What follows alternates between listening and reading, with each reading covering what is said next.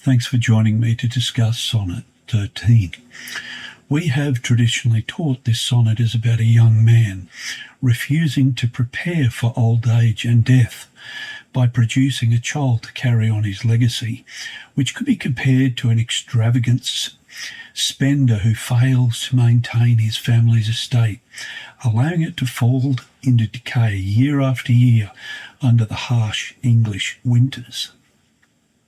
Having discovered the real source documents used by the poet, I'll reveal what it really means, and that might surprise a lot of viewers. Welcome to this lecture. I'm Peter Matthews. My guest is again Luke Ranieri, reading in OP. Take it away, Luke. O that you were yourself, but live. You are no longer yours, then you yourself here live. Against this coming end you should prepare, and your sweet semblance to some other give. So should the beauty which should in least find no determination, then you were yourself again after yourself decease, when your sweet issue, your sweet form should bear. Who let so fair a house fall to decay, which husbandry and honour might uphold against the stormy gusts of winter's day, and barren rage of death's eternal cold? O none but unthrifts. Dear me love, you know you had a father. Let your sons say so. In Sonnet 12, we dealt with the riddles of Gilgullum by the Subba, or the gates of reincarnation, and the scrutiny by the Blessed Holy One, speaking of God, every night from our primary source document, Zohar Adash, or New Zohar. In Sonnet 13, we will now deal with the latter part of the Four Judgements in Zohar Adash, Midrash Neelam 14b, that tells us Israel counts by the moon and idolaters by the sun. The Blessed Holy One scrutinizes every day, and by day it actually refers to night, but executes judgment only at these 4 times to judge the world. Now, what are these 4 times? Passover, Shavuot, Rosh Hashanah, and Sukkot. The Christian Passover that we celebrate is, of course, Easter, and we find the Pope actually died early morning on Easter Monday, the day of the resurrection of Jesus Christ. You don't find that interesting that the Pope died on Lunedì dell'Angelo, or Monday of the Angel, or Pasquetta, or Little Easter, where many Italian families have a picnic in the countryside? I better not comment any further because I don't want to upset anyone. But it is a very interesting time to have passed away. Now, let us begin with the first verse, which is taken from Song of Songs 4:7. You are altogether beautiful, my darling, beautiful in every way. And this is our primary source document, Zohar Adash. For the Blessed Holy One fashioned the first firmament of heaven from the command, then God said, let there be lights in the firmament of the heaven to divide day from the night. Genesis 1:14. It speaks of angelic creatures forming the light of heaven in the firmament. For now they live, created from the throne. This is the perfect expression from the Hebrew letter Mem, which speaks of the waters, the fruit of the Holy Spirit, the love of my beloved. My darling, you are so beautiful, such as the 4 matriarchs of Sarah, Rebecca, Rachel, and Leah of Midrash Neelam Zohar Adash. They're beautiful imageries. Now, as we investigate the sonnets, I have to go through some of the details so that you begin to understand where these imageries come from. So we have 2 great lights, 2 angelic creatures, like the description in Ezekiel chapter 1, where one is the sun and the other is the moon. This speaks of Genesis 1:16-18, where God said, God made two great lights, the larger one to govern the day and the smaller one to govern the night. He also made the stars. God set these lights in the sky to light the earth, to govern day and night, and to separate the light from the darkness. And God saw it was good.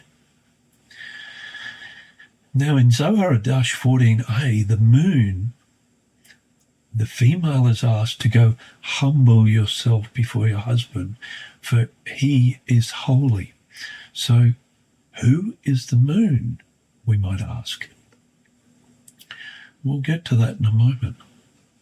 We also have in the Upper Garden of Eden, or Garden of Shekinah it's also called, the souls of the righteous offer their sacrifice, and the fragrance carried by the north wind is spread throughout the world. And we discussed that in the previous sonnet, Song of Songs 4:16. This fragrance is a balsam, meaning the spices of the balsam tree, which means moon, or in this case, night. Emilia is painting the picture of Adonai being in control on or after midnight, when Shekinah is aroused in the Garden of Eden.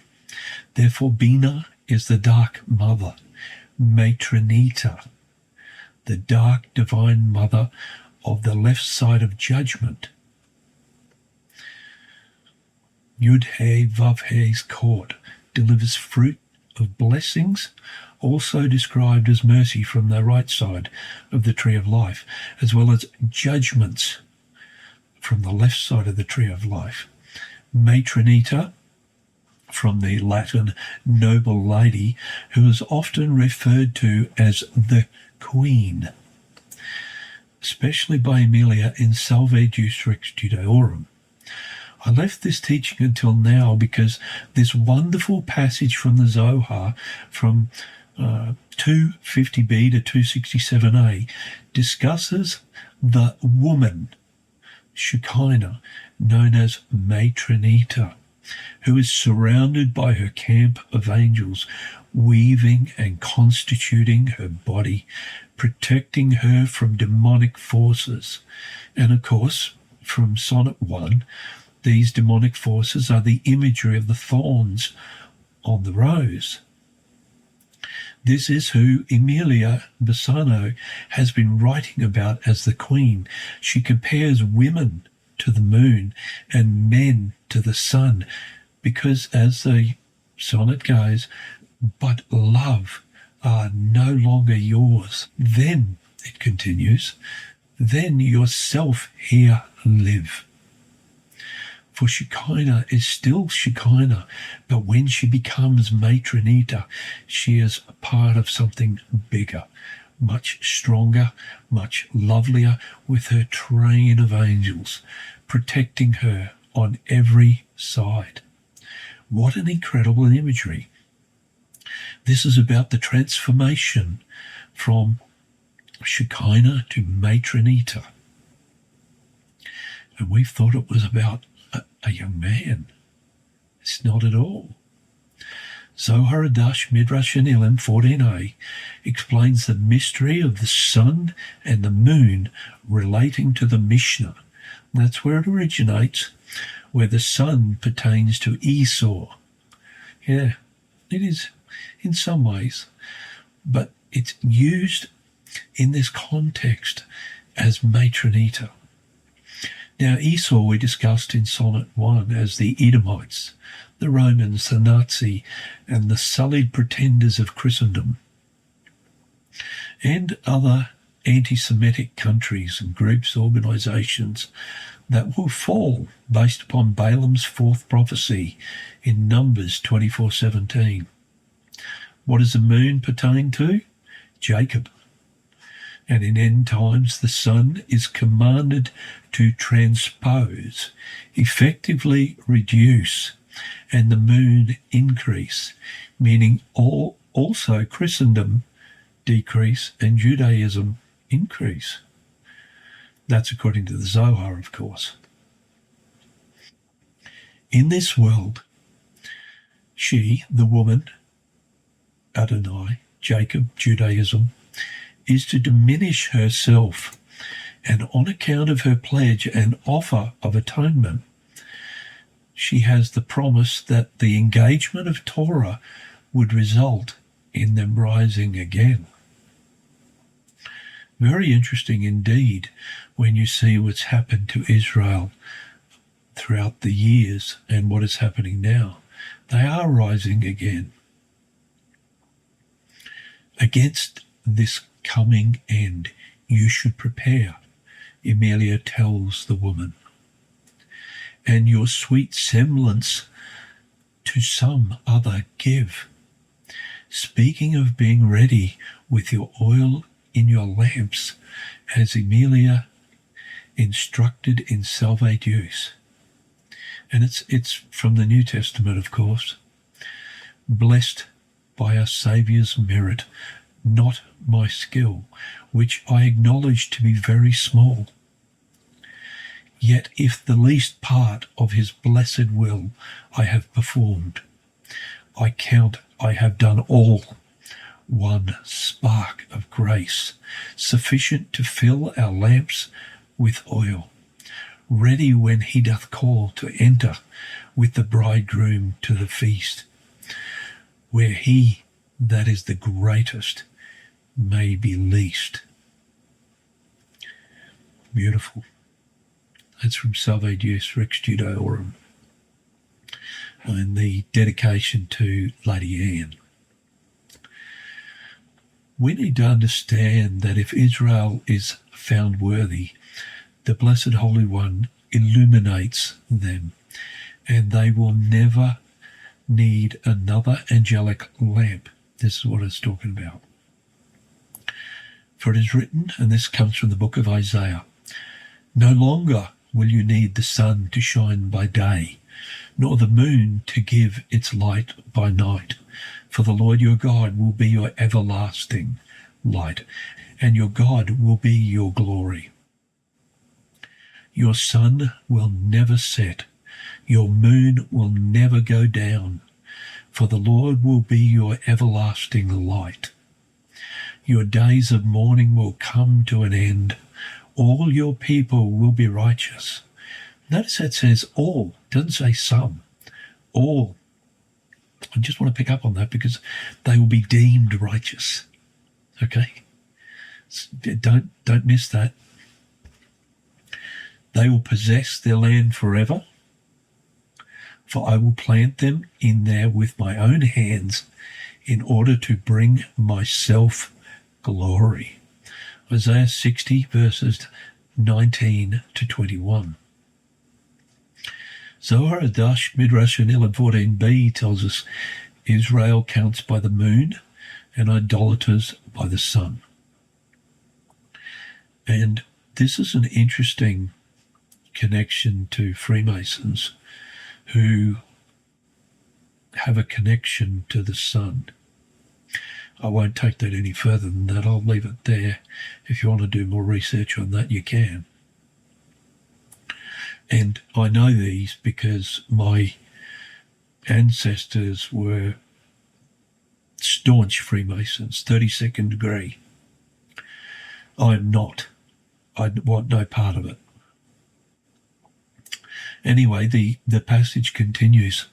The Blessed Holy One scrutinizes every day, referring to night, but executes judgments on these 4 times to judge the entire world.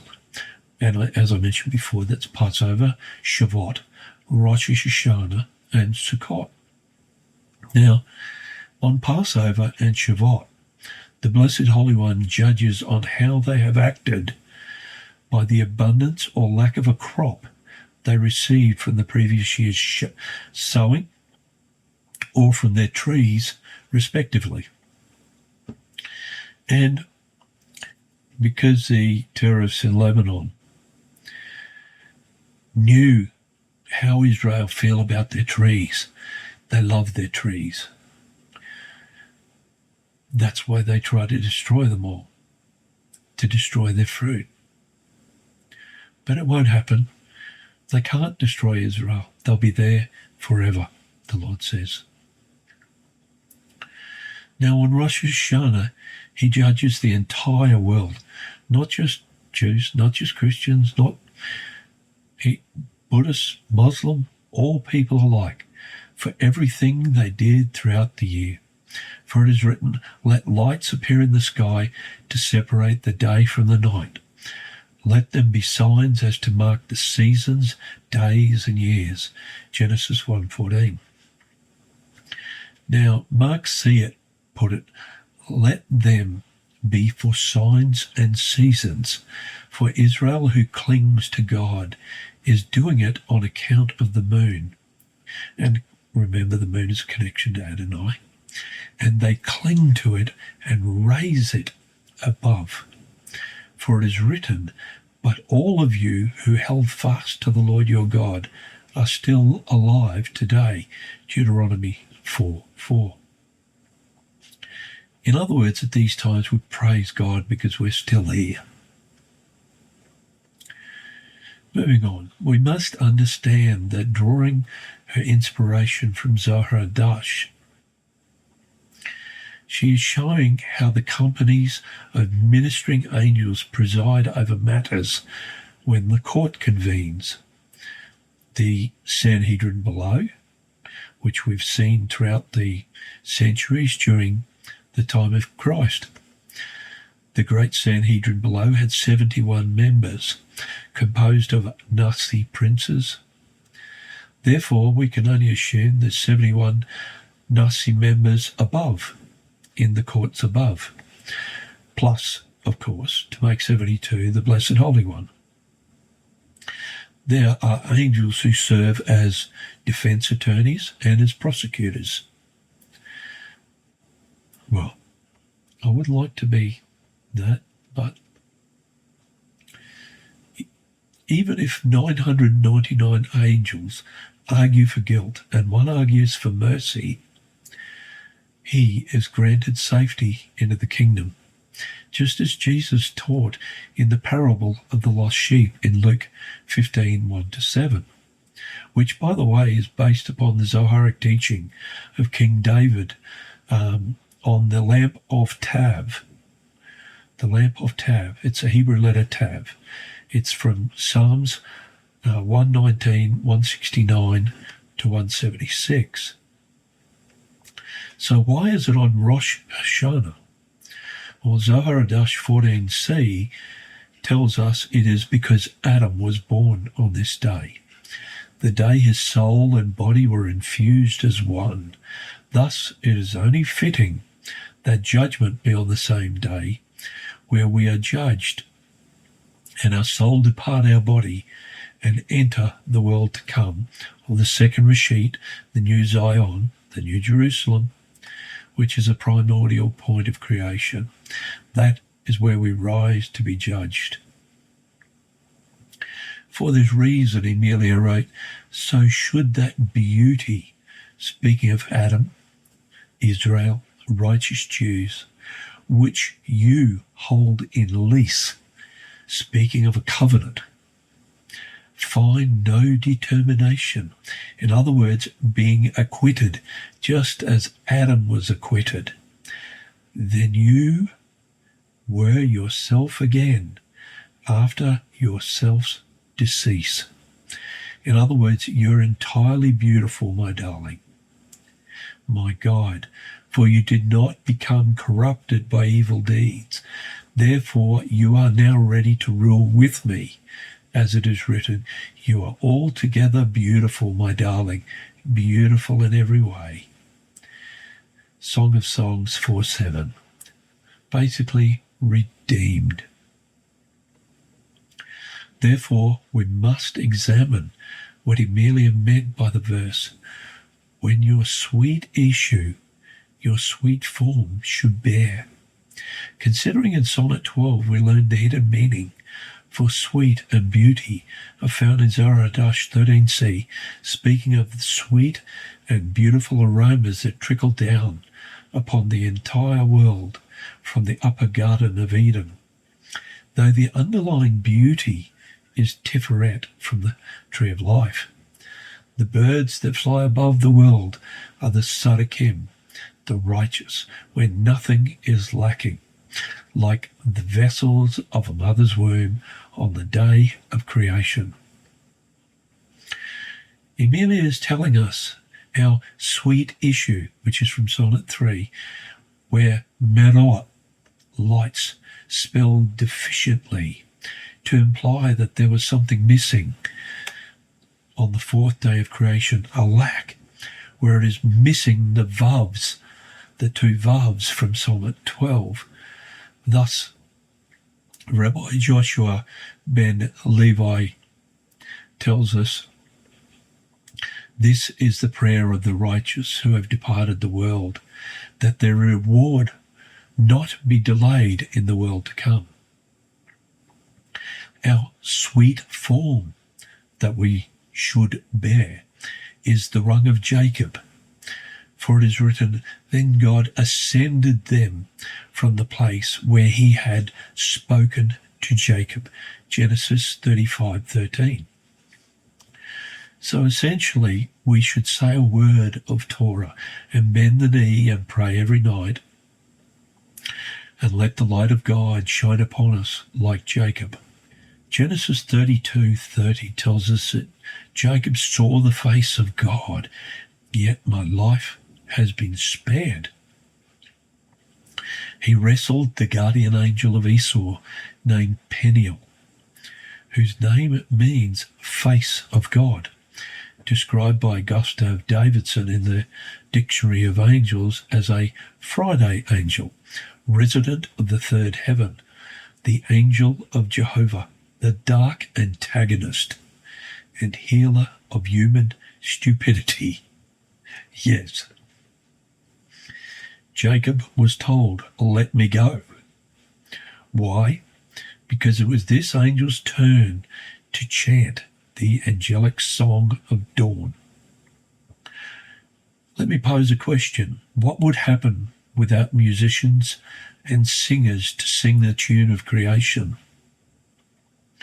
Would creation begin to decay if they failed to play and sing in beat 1, 2, 3, 4? What would happen if just one singer was missing? Everything in creation comes from these prime numbers. Emilia asks, who lets so fair a house fall to decay? Now the sonnet opens up to us. We can see the real meaning. The house is God's house. Yep, that's what it really means. It cannot decay. Babylonian Talmud, Chulin 91b, explains that the sun did not shine only for Jacob. It shone for the entire world. Zohar 146b tells us Peniel had to leave, so he blessed Jacob and added another blessing, for it is written, then he blessed Jacob there, Genesis 32:29. See, Jacob had previously received 4 blessings. One blessing from his father, Genesis 27:28-29. One when he went to Paddan Aram, Genesis 28:3. One from Shekinah, when bestowed by the Blessed Holy One when he returned from Laban, Genesis 35:1-15, and one from the angel Peniel. Jacob battled Peniel, who is also identified in Zohar 14b as Samael, or better known to most of us today as the adversary, Satan. If he is defeated, Jacob's name is changed to Israel, and now we find that Jacob uses the Hebrew letter Yod from the Tetragrammaton, or God's name, to overcome Satan. So that's how it happens. See, in Hebrew Gematria, and I'll put this up on the screen, the name Jacob has the value of 182 from the name Jacob, and it includes the Hebrew letter Yod, whereas Satan has, with 359, has no Yod, but total the two together and it comes up to 541. Now, the new name Israel, which also has the Hebrew letter Yod, is 541. So Jacob and Satan equal 541, but the new name Israel is 541. In other words, he conquered him. As the modern Jewish Kabbalist Billy Phillips explains, this is an amazing secret and a profound understanding. This is why the 12 tribes that descend from Jacob are called the 12 tribes of Jacob, and or the 12 tribes of Israel. Israel is Jacob, and Jacob won the name Israel by winning the fight over Satan, the ego, the inborn self-interest and darkness inside all of us, especially those who descend from Jacob. They are known as the Hebrew tribes. And when these Hebrew tribes and all their descendants use the Torah to transform and defeat their own darkness and ego, they too win the name of Israelite, just as the father and patriarch of the 12 tribes of Jacob did. Zohar teaches that if it were not for Jacob, the world would not have endured. It would have decayed, essentially lost its harmony and balance. Therefore, Emilia asks, which husbandry in honour might uphold against the stormy gusts of winter's day and barren rage of death's eternal cold? The answer is found in the Book of Wars of the Lord and in Numbers 21:17 and 18, where the Lord said to Moses, assemble the people, and I will give them water. And they sang the following song, Spring up, O well. Yes, sing its praises. Sing of this well, which princes dug, which great leaders hollowed out with their scepters and staffs. Numbers 21:17 to 18. Basically, this is talking about the patriarchs of Israel who dug their own wells deep. They sung their praises unto the Lord.